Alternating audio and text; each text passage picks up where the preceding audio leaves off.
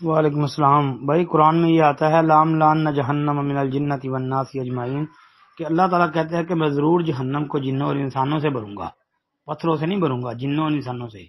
اور قرآن میں یہ آتا ہے وقودها الناس والحجارہ اعدت للکافرین، کہ یعنی یہ جو جہنم ہے، یہ آگ جو ہے نا، یہ تیار کی گئی ہے کن کے لیے؟ وقودها الناس والحجارہ، یہ اس کا ایندھن جو ہے نا وہ لوگ اور پتھر ہیں۔ تو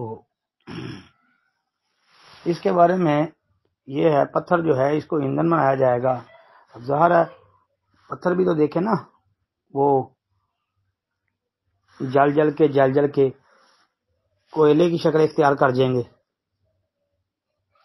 آگ کو بھڑکانے کے لیے نا یہ۔